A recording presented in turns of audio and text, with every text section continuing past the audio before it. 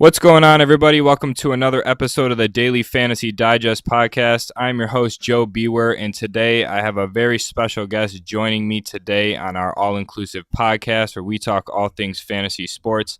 With me today, I have Rotogrinders chief meteorologist, Kevin Roth. Hey, Kevin, how's it going? Going well, man. How are you? Not too bad. I'm ready to talk some daily fantasy sports because I find it really interesting what you do for the fantasy sports community, and I think that everybody listening that is an avid player can gain some information and some better understanding of how to navigate through building a lineup here with what you do. So what I want to do is I want to kind of run through your background in your history. I know before we talked prior to this, avid sports fan, big sports fan, but I want to know just a bit of background for everybody listening. How did you land the job at Rotogrinders? Because you mentioned that you have a master's in meteorology, which is quite impressive, and an avid sports fan. So Rotogrinders seems like a great fit for a career. I'm just interested in how you landed there. Yeah, it's definitely been an awesome fit, and I can't pretend to say it was some sort of master plan that I had, coming out of getting my master's degree in meteorology, that I was going to be a sports meteorologist, because as far as I was aware, that didn't even exist. But yeah, I went into the TV route, and I was just like a TV weatherman, and I jumped from city to city, and I worked my way up, and I was in Dallas on a nationally syndicated show, and I just thought, hey, this is it. This is what I'm going to do with my life. And I got a Facebook message from a friend, and it said, hey, a friend of mine is looking to hire a meteorologist. I don't even know what it's for, but it's just a part-time thing. You might want to check it out. So I was like, all right. So I messaged, there was actually the CEO of Rotogrinders, and he said, yeah, well, we're looking for a meteorologist who knows weather, knows sports, but knows how to have a good time, drink a beer. And I was like, wait. Sounds great. Yeah, I was like, you literally just described everything that I do. Like, this is me. You're looking for me. And so I started doing it part-time. And my main goal when I started with Rotogrinders was forecasting rainouts. And we're recording this on a Wednesday night. We just had a Colorado game that just got rained out. So I was doing that, forecasted the rainout. But it started off, that was it. And the more I did it and the more we got into it, the bigger it got, the more people wanted. They wanted golf and football, and now it's blossomed into a full-time job and full-time career that I didn't think would ever happen. It's actually quite insane. That story is actually quite crazy if you think about it. A Facebook message led into a full-time position that's quite honestly a dream position for someone like you. Yeah, I couldn't have been luckier. And when people say, "Wow, you're so smart to get started on this," there was I get very little credit for this, because all I did was luck into it and then work my ass off to make sure that I was going to be good at it and that people would trust me. So I wish I could claim responsibility for starting it, but it just happened to fall into it. So one thing I'm interested in is, you started forecasting rainouts. It seems like there's been a few other things that have risen to the surface as far as delays for games, such as bees, which is quite hilarious to me. How does your forecasting come into forecast insects? No, there's nothing I can do there. We had just this week, we had a delay in, I think it was Cincinnati. Yep, the Reds game. Yeah, with bees. And then just the other night, we had a delay, and it looked like they might end up canceling the game for a minute there in Oakland because of a lighting issue. Yep, I saw that. That was last night. The game was delayed like an hour and a half. Right. I was worried that game was going to get called. But when that stuff happens, I get a lot of tweets. People are always like, "Oh, where were you on this one, idiot?" Yep. There's just nothing I can do about those. But if I can get the weather right, they'll let those slide. So what other things besides rainouts do you factor in? I'm assuming wind would probably be one of them. Way the wind's pointing, temperature, possibly humidity, something like that. Yeah, it depends what sport we're talking. Baseball is my favorite. So that one, just every little bit matters so much, even something like humidity. Where in football, do you really care if it's going to be humid or not? Is that going to have a huge impact? Not All really. you want to know is if the game's canceled or not in football. That's about it. Exactly. Yeah. Unless there's going to be, 30-mile-per-hour winds or, massive rains, it's going to be fine. But in baseball, the main thing is, like you said, the winds are really important. The orientation of the winds, are they blowing out? Are they blowing in? But also, what ballpark are we in? Because certain ballparks are built to be very wind sensitive. Like Wrigley, it's an ancient ballpark. When winds are blowing out there, it is this massive wind tunnel. When winds are blowing in, it's really hard to hit home runs.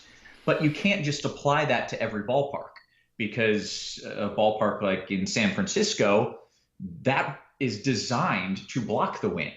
So you see a 15-mile-per-hour Wrigley and a 15-mile-per-hour wind in San Francisco are not at all equal. So you can't just assume everything's on an even basis. So I really like the wind factor because of that. You have to know each ballpark.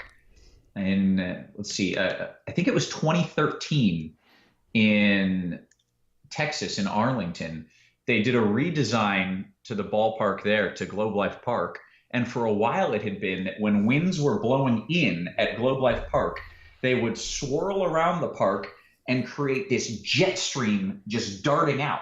So if winds were in, it was good for home runs. And those are like the little microclimate things that I just find absolutely fascinating. So which is exactly what we're looking for as far as avid DFS players like myself. I play DFS every day. It's just, and a lot of people listening play DFS every day. And I'm going to be honest, up until probably about a year ago is when I actually started even caring about the weather, because to me it was, who's got the better pitching matchup, lefty versus righty, hitting and bats, stacking against a terrible pitcher. Wind didn't even matter. He could hit a home run even if there's 40-mile-an-hour winds blowing in. Like that's the kind of mentality that some of the people that are listening have. So what I want everybody listening to listen for in this podcast is what we're going to kind of break down as some things that are quite necessary, at least in today's days, to be able to take down some of those big tournaments that you're going to be entering in. And I think the fact is that Rotogrinders does a great job, and so does Kevin, of putting out this information prior to lock. Kevin on Twitter has a great feed of just tweets regarding certain games, potential rainouts, and you write an article too, don't you? Yeah, I do an article every morning. I update it in the afternoon, and it's all free. Like, all of this information is absolutely free. So follow me on Twitter at KevinRothWX, and we'll talk more about it. But there's a ton of information out there, and it will certainly help you. And I think that's what Rotogrinders does best, is because there's no other.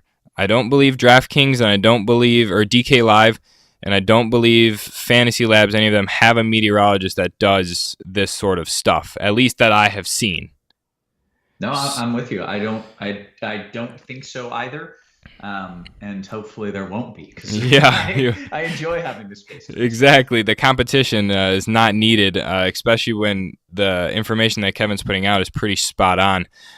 So what I want to talk about now is, when building a lineup, what's the first thing you would essentially take into consideration? The park or the wind? I kind of tie it all together. For me, wind is the first thing I look at, because if you have, I'm talking 15 or more mile per hour wind, it is a huge impact. If it's 10 to 15, that's still pretty significant. If it's under 10, maybe use it as a tiebreaker or something. But to me, if there is a strong wind blowing in or a strong wind blowing out, that trumps everything else. So that's my first of kind of three main factors I look at. So pretty much the wind plays the biggest factor for home run upside on lineups, and that's kind of what we're looking for our batting stacks. Not to necessarily say that you should overlook weather for matchups, but in certain cases, weather could potentially trump a matchup, even if the greatest pitcher alive is like Max Scherzer is pitching against the Giants and they're hitting terribly this year. I mean, it doesn't matter. They could still put one over the fence just because the wind's blowing 30 miles out. It's something that has to be taken into consideration, not just matchups. And I think that wind is an important thing that shouldn't be overlooked. Another thing that I think people don't look at that's very underrated is the temperature inside, because if a field is cold and it's cold there, that ball is going to fly like a boulder. Like, it's going to be dead. It's not going to travel. That's why people, when they make fantasy lineups and you see Coors Field on the slate and you see that they're in Coors Field, it's everybody stacking that game. It's humid, it's hot, it's a smaller field. The ball just skyrockets out of the field no matter what. And even the best pitchers in baseball, their opposing hitters will still be priced up just because of the park factor. Yeah, I'm glad you brought up temperature, because that's kind of the second of my main things. So first I look at the winds, and then it's temperature. There's good science behind it too. It's not just, when it's hot, hitters are looser, or when it's cold, muscles are tight. This is actual physics. When it's hot outside, you're expanding that atmospheric column. So when it's warm, things expand, right, in general. Well, it's the same thing with the air. When the air is hot, the air expands, and that makes it thinner. So what that means is that when you hit the ball and it's going to go, let's say, 275 feet, well, if it's very thin air, it's going to go 285 feet. And if it's cold air, that's dense air. So then instead of 275, it might go 265. And those 10 feet in either direction matter a ton. This is the difference between a home run that wins you a GPP and just a straight up out on the warning track. That's a big difference. Exactly. And I think another thing to go for pitchers, when it's cold, your ball does not drop or spin like it should. If you're throwing a curveball or a slider or a changeup, it's not going to bite at the end like it normally would when it's humid and hot. And that's something that you want to look at when kind of targeting these higher, 10K pitchers on a big slate. Have a great matchup, but you also have to understand that those breaking balls that do not break are going to potentially turn into homers that could ruin your lineup. Yep. So, yeah, the wind is important. And then, like you said, number two, you got to look at that temperature. There are certain ballparks where if it is 90 plus, especially along the East Coast, when it gets really, really hot, those ballparks are so good. And you think about Texas, Arlington in the dead of summer is a great hitter's park. In Houston, if the roof is open and you're letting in that hot air instead of the air-conditioned air, that is a big plus for hitters as well. And exactly what I wanted to talk about being in Chicago, a big Cubs fan here. Wrigley Field is probably, in my opinion, one of the most weather-prone stadiums, good or bad. Winds blowing out, just pick any power hitter you can from that team, and he puts the bat on the ball, and it's going to fly. Yeah, absolutely. It is the quintessential wind location. There's no park where weather matters more than Wrigley. So when you go ahead, if you were to be a DFS player for a day, being the meteorologist that you are, knowing in that you play DFS, though, just keep in mind, for everybody listening, Kevin does not play baseball just because of the fact that he does do the weather and doesn't want any sort of backlash for cheating or having an edge over anybody else. It's just not something that would be smart for the position that he's in. So if you were to take a day and play a MLB DFS, where does weather rank as far as matchups, batting order, stuff like that for you? Not to be biased. No, that's the problem. Whenever I'm with the Rotogrinders guys and they're all building lineups, I'm like, let me build one. Here, stack this team. I do it 100% on the weather. Really? I don't know who the players are. I'm honestly not a huge baseball fan. Like, I'm a big sports guy, but baseball is probably lowest on my favorite sports. But to me, I just find the best weather for hitters, and then just the coldest, worst weather for pitchers, and I plug that all in, and that's what I'm looking for. So the guys that make the rest of the articles for Rotogrinders, that kind of write like your bat stacks, your pitching options, do they consult with you before finalizing their lineups? What I've found a lot of times, yes, especially if there's a borderline, is this game going to play or not type situation. But I found a lot of these guys are really sharp with weather too. And I think that goes back to what you were talking about earlier, where if you want to take down these GPPs, you need to understand all of these different nuances and how important weather can be. Because I'll be talking with the guy like Derek Carty, who's a really sharp guy on Rotogrinders. He'll go out of his way. He's talking about a game, and he'll be like, "Well, I like to stack here. Wind's blowing out to left, 82 degrees." He's got the weather down just as well as I do. It's amazing. That's quite impressive, though, to have such an arsenal of people on a team that know all of those types of, like you said, nuances. Um, Man, that's really interesting, and that's why I think Rotogrinders kind of sets themselves apart from the other providers. Is that the providers of the some of the stuff that I read, you may mention the winds blowing out, but there's really no backing behind it. You know what I mean? Yeah, there's if you don't have experience doing it, and that's what I've learned when I started this. I was basically doing that. I was like, yeah, well, the winds are out or it's warm, but I didn't exactly know what that meant or what the impact of that was. But now I'm in my fifth year doing strictly baseball weather. And when that's your core job, you learn a ton about those little differences between ballparks and what mile per hour wind really matters. And that's what I try to specialize in, is all those little weather factors that you guys shouldn't have to figure out every time. That's what I'm here for. So my question is something that I'm actually curious in, and I think everybody will benefit from it.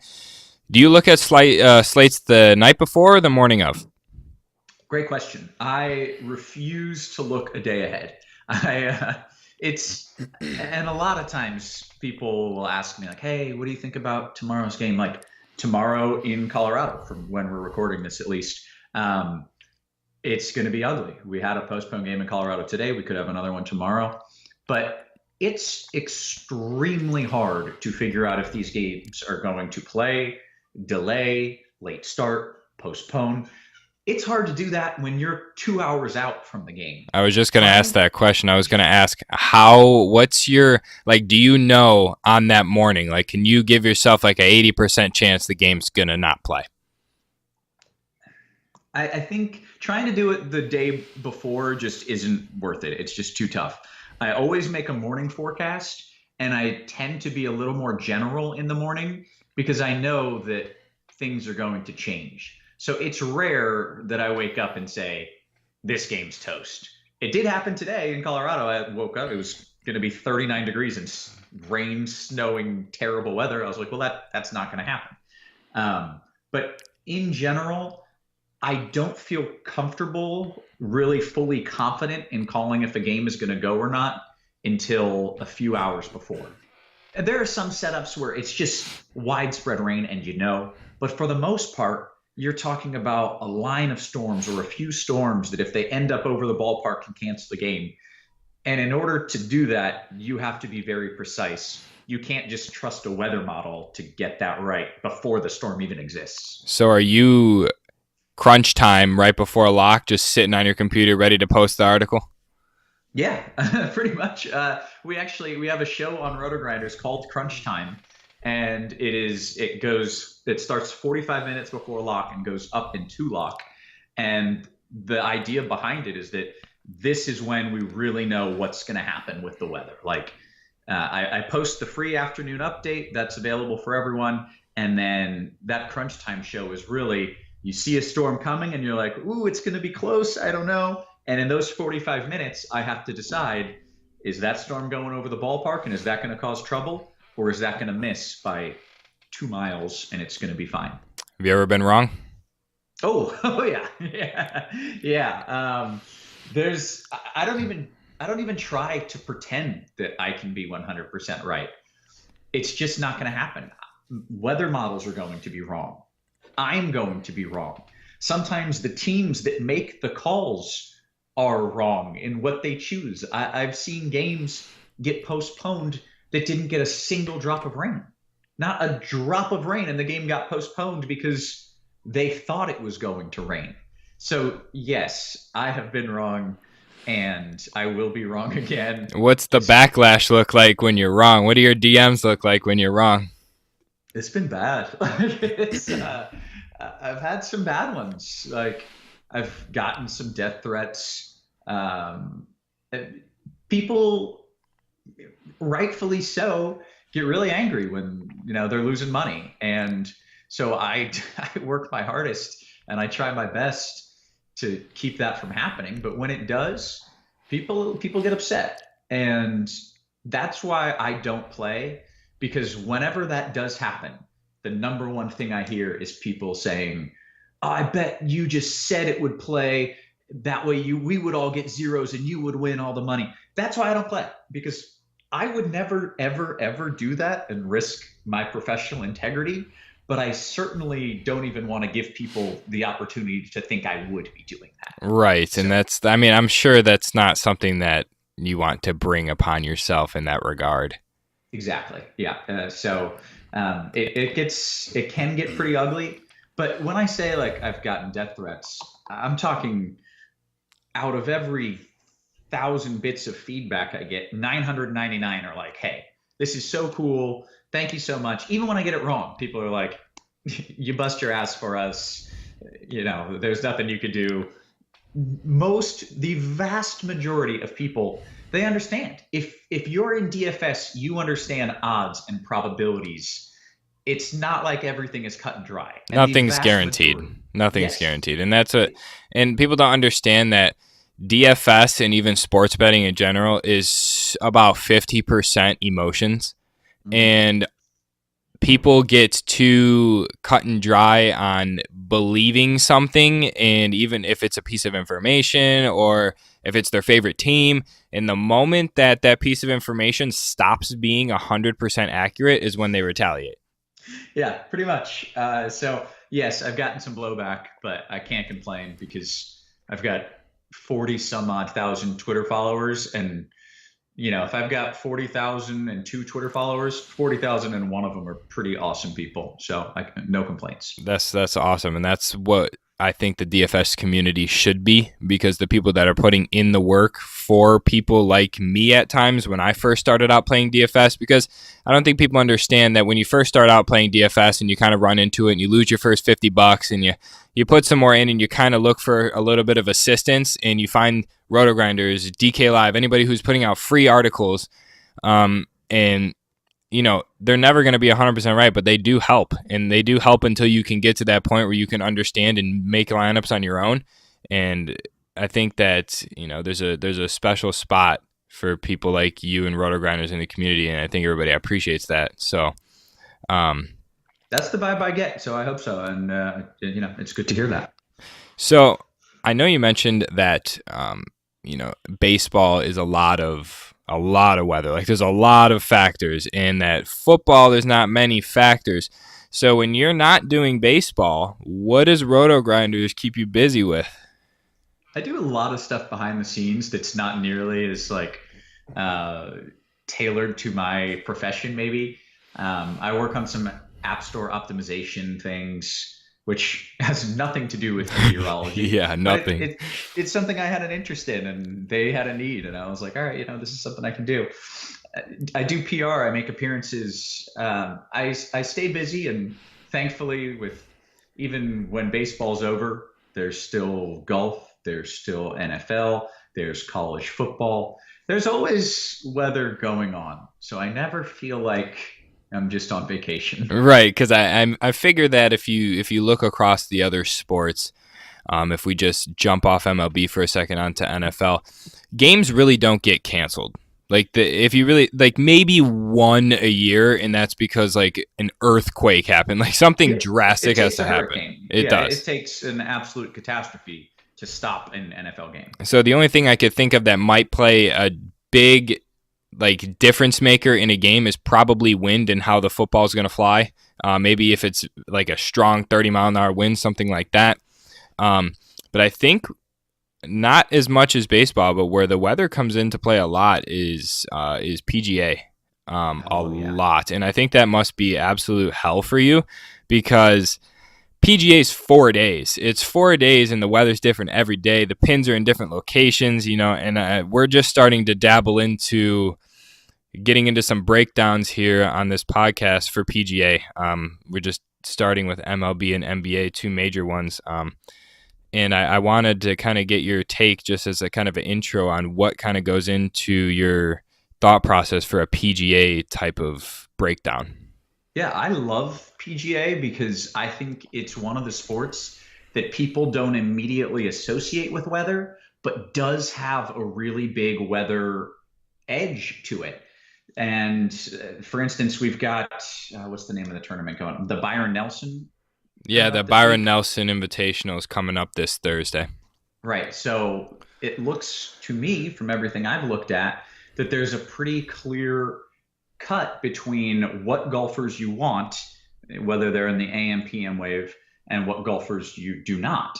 And anytime, I'd say it happens maybe 1 out of every 5 to 10 tournaments. But when that happens, you better be on the right side of that weather cut, because golf is pretty hard, even if it's just flat out even. But if you're getting the worst weather draw, you're in a lot of trouble. Exactly. So, and if you're a lefty hitter and the wind's blowing from your direction, and it's just, that's the one thing I think that's really interesting is in baseball, excuse me, the wind plays factors for certain aspects. In golf, everybody has the same playing field.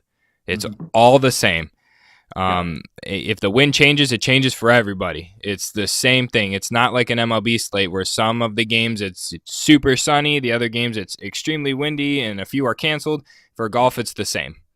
Yep. And again, some of that localized knowledge, and I feel like I really have it for MLB and I don't get for PGA, and I hope to learn and to gather this as I continue doing it.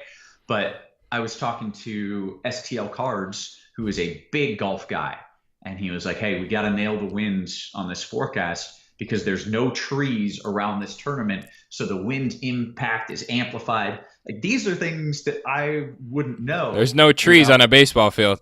Well, right. I don't have to worry about that. But these are things in golf that I don't know, or that, hey, when the winds are southeast at this course, then the winds are coming right off the ocean and they're stronger. These are the kinds of things that I'm still learning, those microclimates that I know so well in MLB that will get applied to PGA as well. And that's the thing that I think people don't take into consideration when making a PGA lineup, because the pricing for PGA players is it's like, you got the stars at the top, the middle guys. There's no like discounts per tournament. The stars are the stars, the middle guys are the middle guys, and the bottom. So when you're really building your lineup, I think that's something that's almost near the top 3 things that you want to take into consideration, other than, suggested narratives and prior play from previous tournaments. Because that's something when even I've dabbled in some PGA lineups, just trying to get my feet wet for some of these breakdowns, that's kind of bit me, to be honest, because you don't really understand those splits between tee times. Yeah, well, for this tournament, and I don't know when this podcast will be released, but we should see scores in general on the Thursday morning grouping to be lower than that of the Thursday afternoon, because winds will be increasing. And then on Friday, it's the opposite, which is like a double bang for your buck. Winds in the morning will be highest, and they'll be a little lighter in the afternoon. So if you're golfing Thursday morning, you get the lighter winds. Then you turn around and those golfers will be the ones going Friday afternoon, and they get the lighter draw of the winds there too. So yeah, exactly. And that's why cutoff times for tee off is quite important, as well as who you're going to be grouped with and things like that, that kind of play into consideration with PGA. Absolutely. Jumping back to MLB, just to do a quick recap for everybody who's listening. If you're building lineups, please, by all means, strongly consider the weather. Kevin does a great job over there on Rotogrinders and is putting out some amazing content. And I want to talk about quickly, before we started this podcast, I saw on Twitter as well, while I was sitting here, and Kevin mentioned that there's a new tool that Rotogrinders is kind of implementing into their fleet of analytic tools that they have, that they can provide the public, DFS players, with some better information, some easier, clear-cut information to read. It's called Weather Edge, and I'm going to throw it over to Kevin to go ahead and explain how it works and what it entails. Yeah, I'm really proud of it. I spent about 2 years making it up, building it, figuring out what all we needed to make it work. But essentially, the idea is we know that each ballpark plays differently, right? We talked about this, how Coors is, how Wrigley is super wind dependent, other ballparks aren't. So I went back and took data from every single ballpark and looked at all of the weather data for all of the games and all of the sports outcomes since the year 2000, because you didn't want to go too far back because the game has changed a bunch. But then we took that data and we said, okay, if we know that when it's between 40 and 50 degrees at AT&T ballpark, or at pick any ballpark, PNC Park, there you go. Yeah, at PNC Park, if it's in games that are between 40 and 50 degrees, the average run scores drops 10% compared to all other games. And then we said, okay, well, let's do the same thing and we'll incorporate winds. Now let's say it's a game that is 42 degrees with winds blowing in at 10 miles per hour. Well, we'll take all of the games in the past with similar weather conditions and we'll see what was the outcome. Did they score on average 3 runs per game? Did they score 13? And the tool, which blows my mind that we can do this, it automatically makes a forecast for the game that's upcoming. And then it automatically compares that game to games with similar weather in the past. And it gives you a plus or minus, hey, home runs have increased 30% in this kind of weather, or runs are down 20% in this kind of weather. And that is the type of information that can quantify these little edges we're talking about. Have you, I would assume you've gotten some pretty good feedback on this tool. People love it. It's the first, it's never been done before. So people are like, I can't believe this even exists, and I'm really proud of it. And it's quite incredible, to be honest. And let me tell you why I think people love it so much is because from the breakdowns I've done on MLB slates and stuff like this, people like quick information. They don't like to dig. They don't like to read. They want it all right in front of them, just clear cut. These are the numbers. This is what it impacts. This and this. And there's three analytics right there in front of your face, exactly telling you exactly the information you need to know. You got to look for a minute and you're done. Yeah, I'm glad you said that. That was when I built it. I had seen a lot of these DFS tools, and some of them were so complicated and so complex that you got to spend 45 minutes just to understand what you're doing.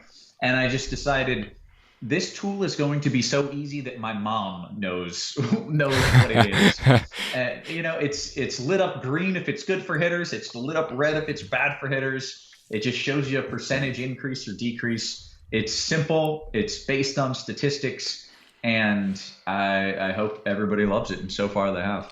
And I think that's the highlight of this show here is the tools and the analytics that Rotogrinders can bring to all DFS sports. Now, before we go ahead and wrap this podcast, I want to do a quick recap for everybody, no matter what sport it is, baseball, basketball, well, not basketball, baseball, football, golf. The weather plays an important factor, and I think that if you go over to Rotogrinders and you follow Kevin on Twitter, at Kevin Roth WX, he tweets out updates way in the morning, something that you can immediately cross off your list or note if you're making a lineup. It's quite incredible information. I think that it deserves some recognition for that. The Rotogrinders as well, just besides the weather, has crazy articles that they put out every day. The team there puts in incredible work to go ahead and provide everybody the most up in quality content that they can for all sports, I believe. And I honestly am quite impressed when scrolling through my feed and seeing that Weather Edge app. It's something that everybody here is going to want to take advantage of when building lineups. Now, I do want to thank Kevin for coming on the podcast today and sharing his thoughts and insights as far as how weather impacts MLB, since we are in prime MLB DFS season right now. definitely going to want to go ahead and check out his Twitter, the Rotogrinders, and as well his Weather Edge app, and see if you guys can take down some GPPs. Now, before we go ahead and go here, I want everybody who's listening on YouTube to go ahead and subscribe.